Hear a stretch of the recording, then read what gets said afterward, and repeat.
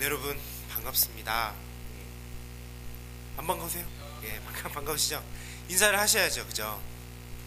제가 요새 예배학이라는 과목을 배우는데 왜요? 네. 떠들지 마세요, 설교할 때. 제가 요새 예배학이라는 과목을 배우는데 저희 교수님께서 예배에 있어서 정말 중요한 요소 중에 하나라고 얘기하신 게 하나 있는데 그게 뭐냐면 바로 인사입니다. 옆 사람과 한번 인사해 볼까요? 오후 예배 때도 만나서 참 반갑습니다. 한번 인사했으면 좋겠습니다.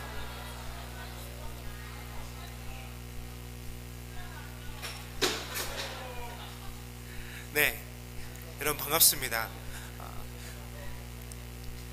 그 교수님이요, 금요일날 수업이 있는데 이런 말씀을 하셨어요. 오늘날의 목사님들이 되게 잘못하고 있는 게 있다. 되게 어리석은 행동을 하고 있는데 그게 뭐냐면 꼭 일찍 예배 늦지 않고 일찍 나온 사람한테 늦지 말라고 혼내고 예배 나온 사람한테 왜 예배를 안 나오냐라고 꼭 혼낸다. 결국 잘하는 사람들만 항상 혼나는 거 아니냐, 그 사람들은 칭찬하고 위로해줘야 되는 거 아니냐, 이런 이야기를 하셨습니다. 여러분 안 도망가고 우리 청년들 오후 예배 때 시험 기간인데 준비하셔야 할 텐데 이 자리에 계신 게 정말 감사한 일이고, 어떠한 이유에서든지 현승아 어떠한 이유와 방법이든지 지금 이 자리에 있는 것이 나를 향하신 하나님의 어떤 그런 뜻이 있나 보다 라고 믿음으로 고백할 수 있는 그런 시간이 됐으면 좋겠습니다. 다 같이 말씀 보도록 하겠습니다. 오늘 말씀은요, 출애굽기 14장 말씀입니다. 출애굽기 14장 10절에서 14절까지 말씀입니다. 출애굽기 14장 10절에서 14절까지 말씀입니다.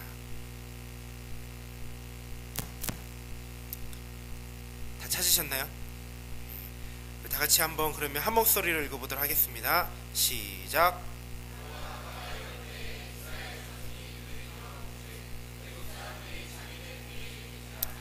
이스라엘 자손이 심히 두려워하여 여호와께 부르짖고 그들이 또 모세에게 이르되 애굽에 매장지가 없어서 당신이 우리를 이끌어내어 이 광야에서 죽게 하느냐? 어찌하여 당신이 우리를 애굽에서 이끌어내어 우리에게 이같이 하느냐? 우리가 애굽에서 당신에게 이른 말이 이것이 아니냐? 이르기를 우리를 내버려두라. 우리가 애굽 사람을 섬길 것이라 하지 아니하더냐? 애굽 사람을 섬기는 것이 광야에서 죽는 것보다 낫겠더라. 모세가 백성에게 이르되 너희는 두려워하지 말고 가만히 서서 여호와께서 오늘 너희를 위하여 행하시는 구원을 보라. 너희가 오늘 본 애굽 사람을 영원히 다시 보지 아니하리라.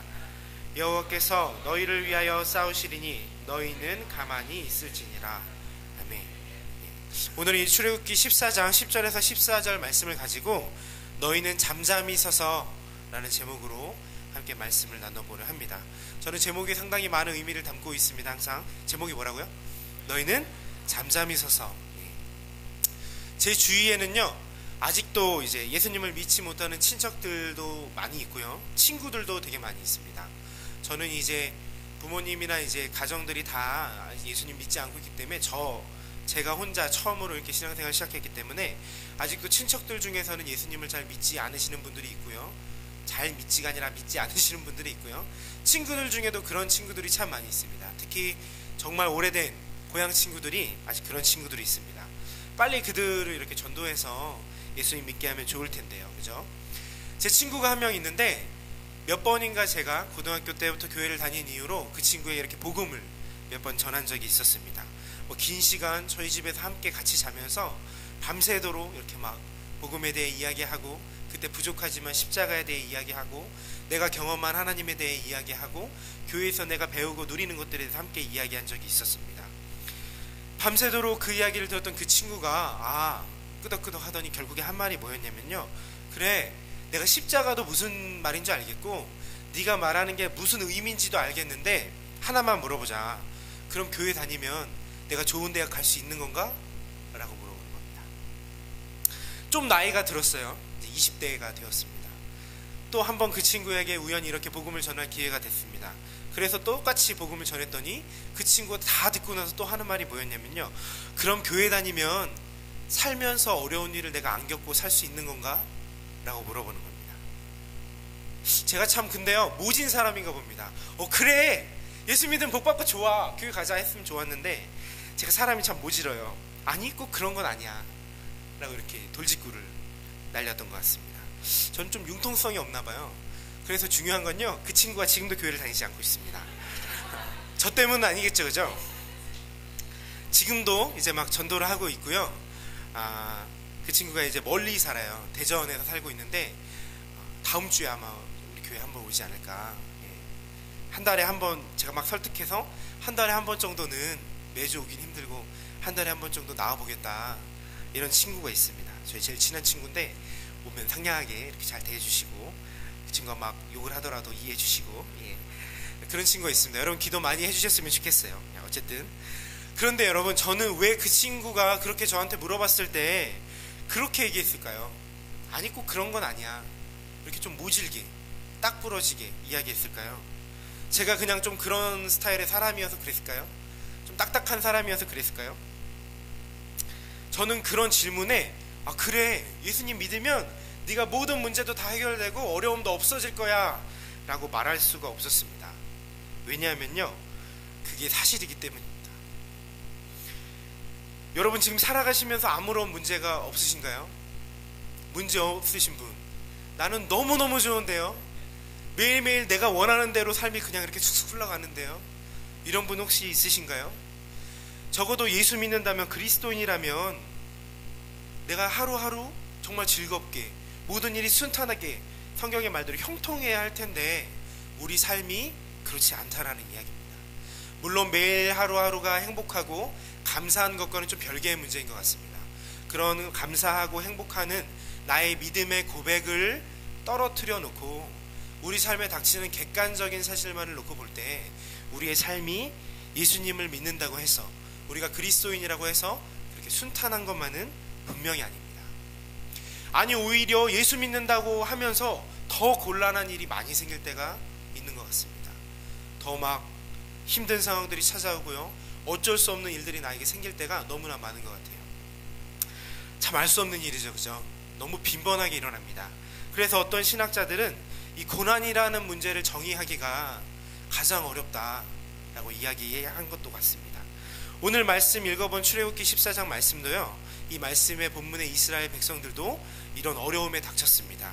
하나님께서 그들을 애굽에서 끌어내시면서 10가지 기적, 저는 10가지 재앙이란 말을 잘 안 씁니다. 왜냐면요 기적이란 말을 쓰고 싶은데 애굽 사람들의 입장에서는 그게 재앙이겠죠, 그죠? 하지만 하나님을 믿는 이스라엘의 입장에서는 자기들을 사랑하셔서 그들을 끌어내기 원하시는 하나님의 놀라운 기적인 겁니다. 하나님의 능력이에요.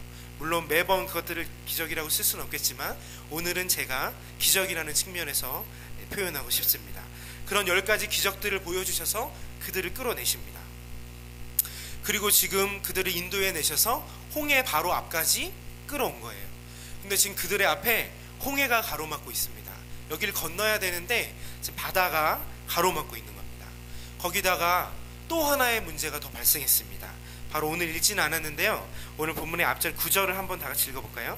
14장 9절입니다 시작. 애굽 사람들과 바로의 말들 병거들과 그 마병과 그 군대가 그들의 뒤를 따라 바알스본 맞은편 비아히롯 곁 해변 그들이 장막 침대에 미치니라. 아멘. 지금 무슨 일이냐면요 그렇게 기적들을 경험하고 6월절 밤에 급하게 빠져나온 이스라엘 백성들이 홍해 앞에 도착했는데 그 사이에 이제 그 앞절에 보면 바로의 마음이 완악해졌다라고 또 기록이 되어 있죠. 바로의 마음이 완악해져서 군대를 보내서 지금 쫓아온 겁니다. 그래서 지금 이스라엘 백성들은 앞에는 홍해, 뒤에는 애굽의 군대에 딱 껴서 샌드위치 같이 된 거예요. 우리 이런 상황을 뭐라고 하죠? 사자성어로 사면초가 또 진퇴양난이 지금 그런 상황에 빠진 겁니다. 자기의 힘으로 자신들의 힘으로 뭐 어떻게 해결할 수 없는 그런 상황이 그들에게 닥친 겁니다. 그러면 그런 어려운 상황이 닥친 그들이 어떠한 모습을 보이고 있는지 우리 10절 12절 다시 한번 읽어보겠습니다. 10절 12절입니다 다시 한번 읽어볼게요. 시작.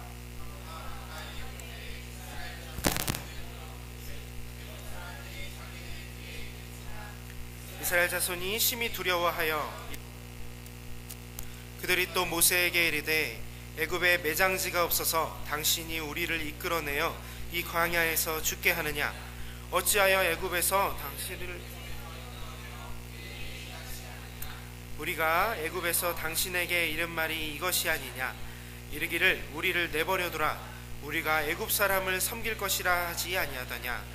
애굽 사람을 섬기는 것이 광야에서 죽는 것보다 낫겠노라. 아멘. 지금 어떤 모습을 보이고 있는 거예요? 간단하게 얘기하면요, 10절에서 얘기한 것처럼 두려워하고 여호와께 부르짖고 있는 겁니다. 또한 11절 12절을 살펴보면요, 지금 모세를 책망하고 있는 겁니다. 모세를 질책하고 있는 거예요. 아니, 우리 그냥 애굽에서 종으로 살게 놔두지 왜 이렇게 힘들게 끌어내서 여기서 죽게 하려고 하느냐? 애굽에 도대체 무덤이 없냐? 왜 여기까지 끌어내서 우리 죽게 해? 라고 지금 모세를 책망하고 있는 겁니다. 그들이 하나님의 사람으로 인정한, 그들이 하나님의 말씀을 대언하고 하나님의 대리자로 인정한 이 모세라는 사람에 대해서요, 이스라엘 백성들이 이 진퇴양난의 상황에 빠지니까 갑자기 그 모세를 책망하기 시작한 겁니다. 실제로 모세가 마음대로 지금 했나요? 모세가 자기 마음대로 우리 이스라엘 백성들 출애굽 한번 해야겠어, 야 다 한번 모여 우리 출애굽 한번 하자, 이런 게 아니죠, 그죠?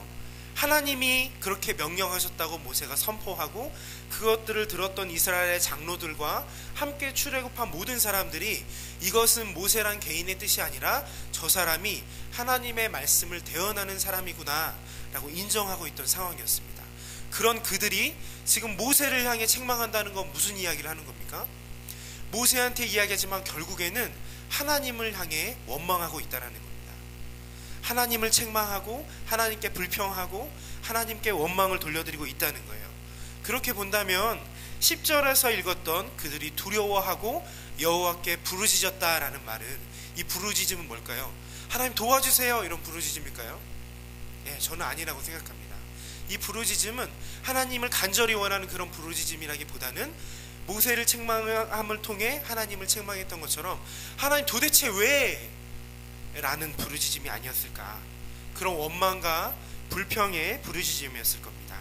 지금 진퇴양난의 상황 속에서 도대체 왜 우리에게 이러는 거죠? 라고 핏대를 세우고 모세와 하나님께 원망하고 있는 겁니다.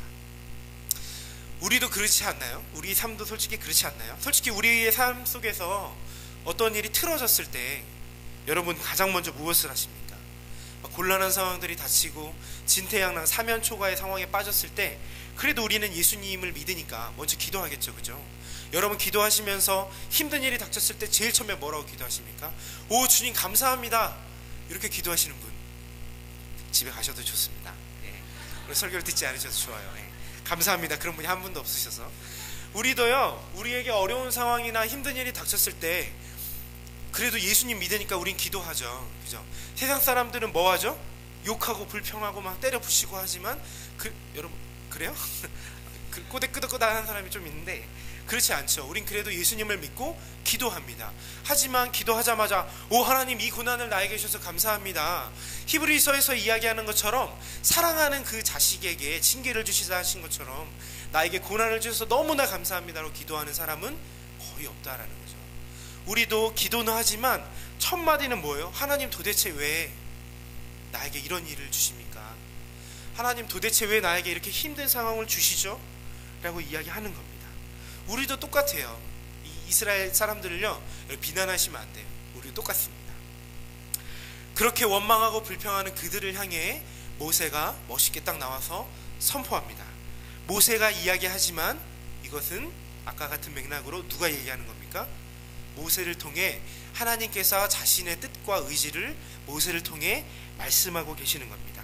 하나님의 의지가 지금 모세의 입을 통해 이스라엘 원망하고 불평하는 이스라엘 백성들 앞에 선포되어지고 있는 겁니다. 그게 무엇인지 13절 14절 우리 다 같이 한번 볼까요? 다 같이 한번 읽어봅니다. 시작.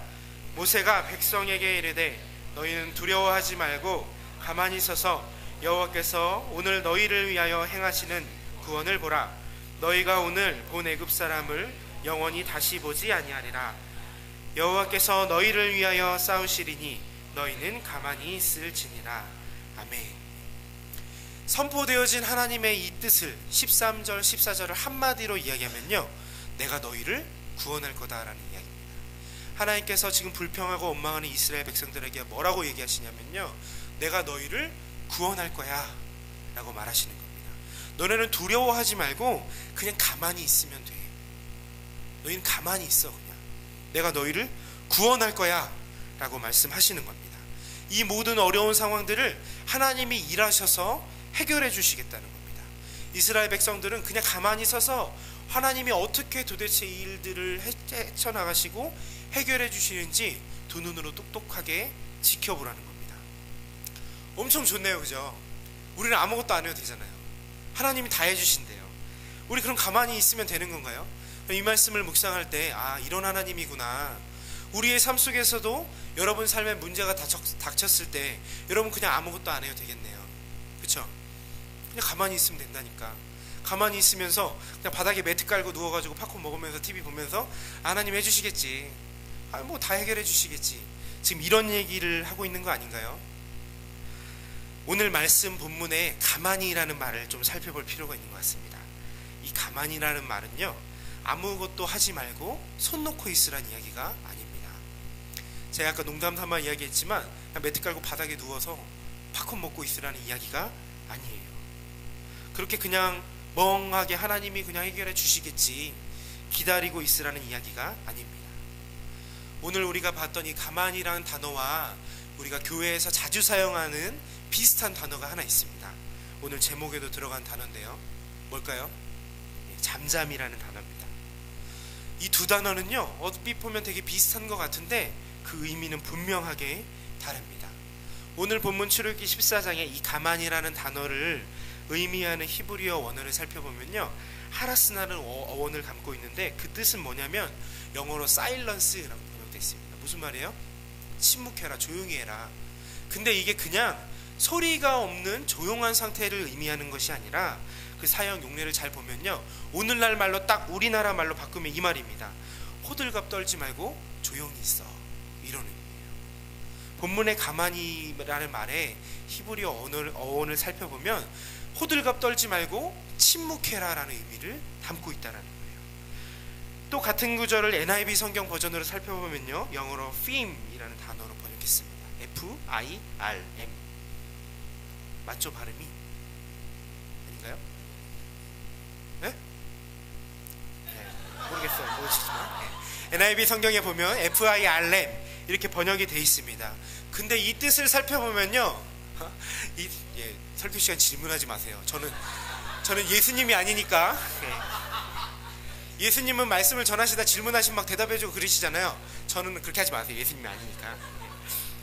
자, NIV 영어 성경에 보면 이 FIM이라는 단어로 이 가만히를 번역해놨습니다. 이 단어의 뜻을 보면요, 단단하다라는 뜻을 가지고 있어요.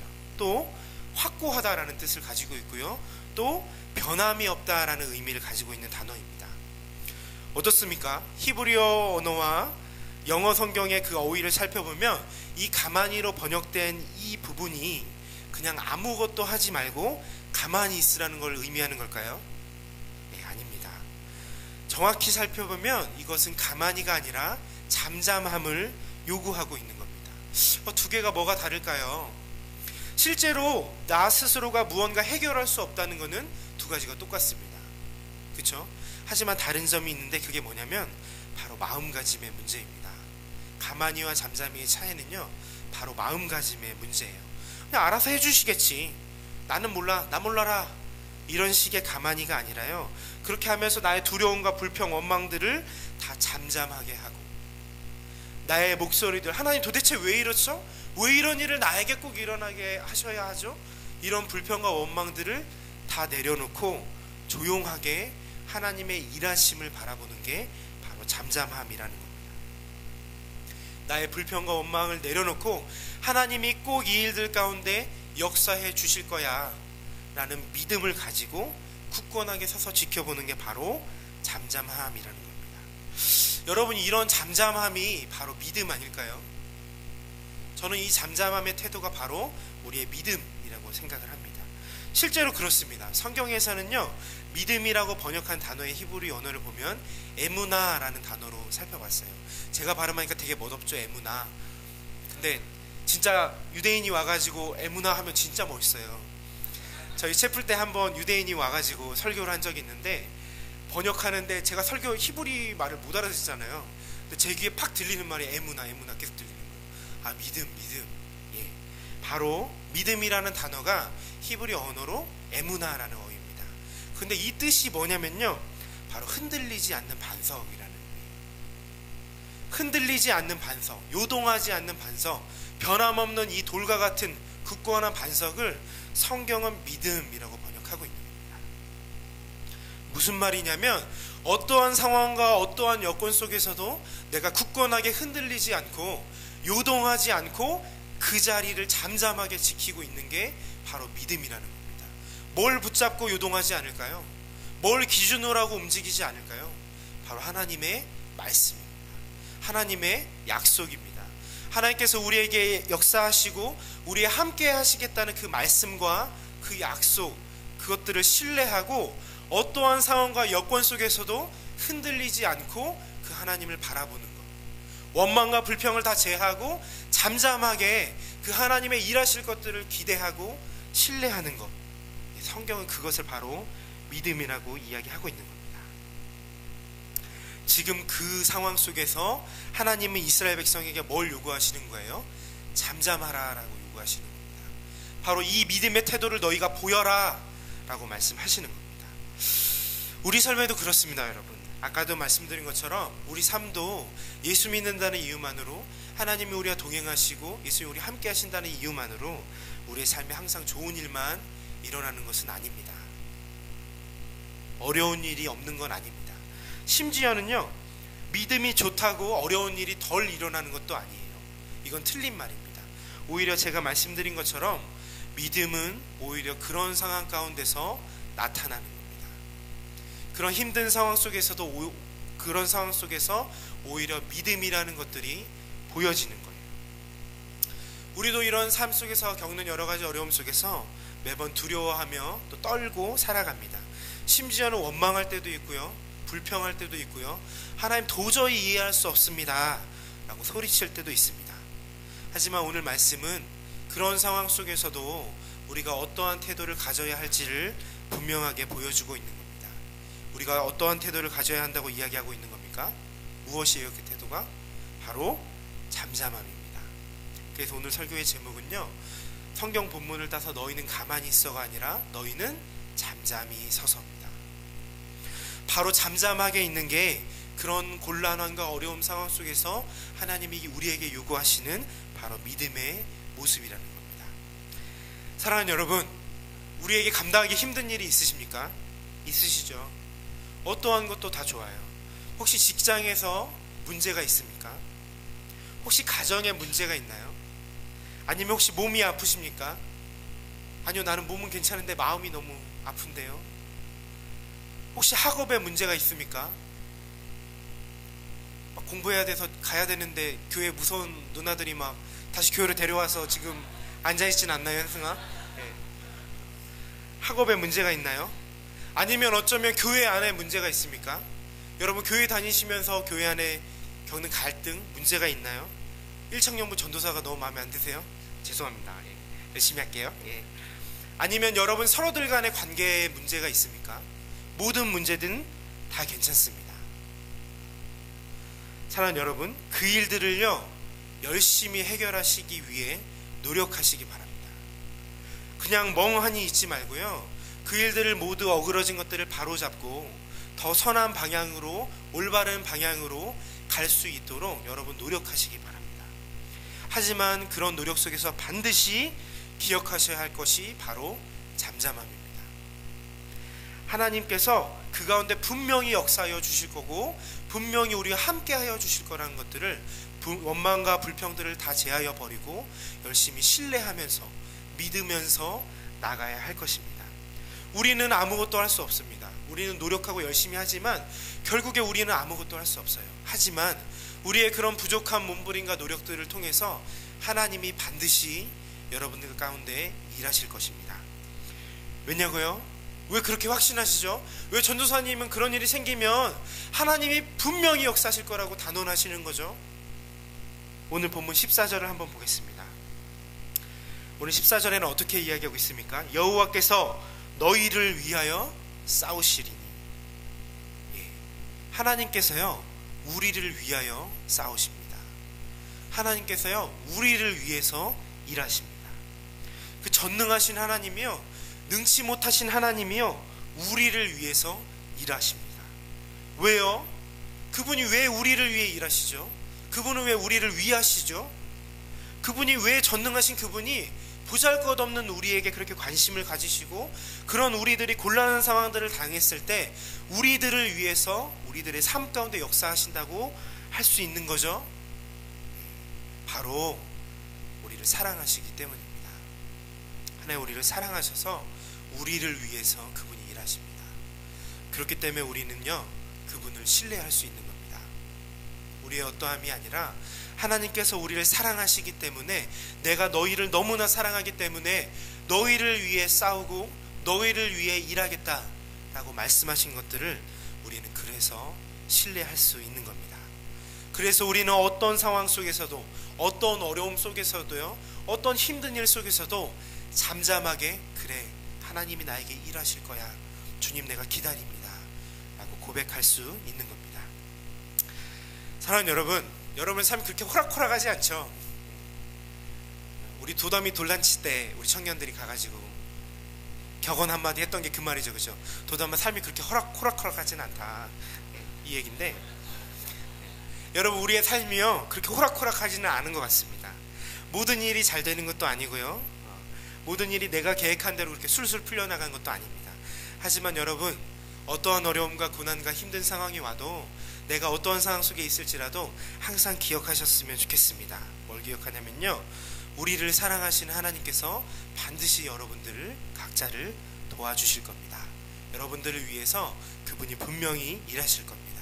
그리고 우리는 그때마다 모든 두려움과 원망과 불평들을 다 내려놓고 잠잠하게 믿음을 가지고 하나님이 나의 삶 가운데 역사하시고 나의 삶 가운데 일하여 주실 것들을 기대하고 신뢰함으로 볼 수 있는 잠잠함이 있어야 할 것입니다. 네, 말씀을 마쳤습니다. 빨리 했죠? 우리 다 같이 찬양하고요 한번 기도했으면 좋겠습니다. 기도해도 되죠? 안 돼요? 나머지 안 돼? 그만할까? 무슨 찬양이냐면요 우리가 너무 잘 알고 있는 찬양입니다. 다윗이 시편 62편에 고백한 찬양이죠. 나의 영혼이 잠잠히 하나님만 바라며. 다윗도 이런 사람이었던 것 같아요. 원수들이 자기를 핍박하는 상황 속에서도 힘든 상황 속에서도 나는 잠잠하게 하나님을 기다립니다. 왜? 오직 주만이 나의 반석이시고요 나의 유일한 도움이시고요 나의 산성 되십니다 라는 고백입니다. 됐나요? 앞고 있나요? 우리 가사 다 아시죠? 나의 영혼이 잠잠히 하나님을 바라며. 우리 이 찬양 다 같이 하고 우리 한번 기도하고 우리 오예배 마치도록 하겠습니다. 찬양하겠습니다. 나의 영혼이 잠잠히 하나님만 바라며 나의 구원이 그에게서 나는도다. 나의 구원이 그에게서 나는도다. 나의 영혼아 잠잠히 하나님만 바라라. 나의 영혼아 잠잠히 하나님만 바라라. 나의 소망이 저에게서 나는도다.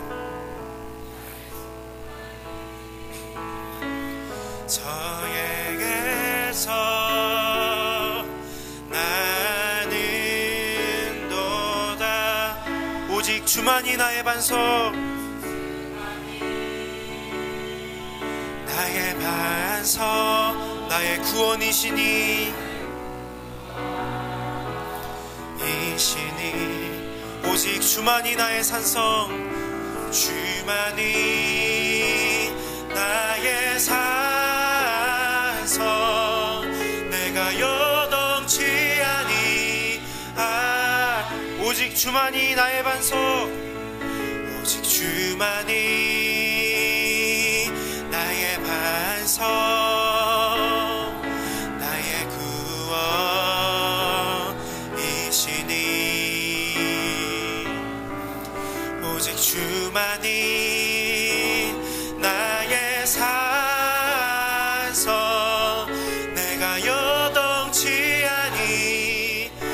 다시 한 번만 고백합니다. 오직 주만이, 오직 주만이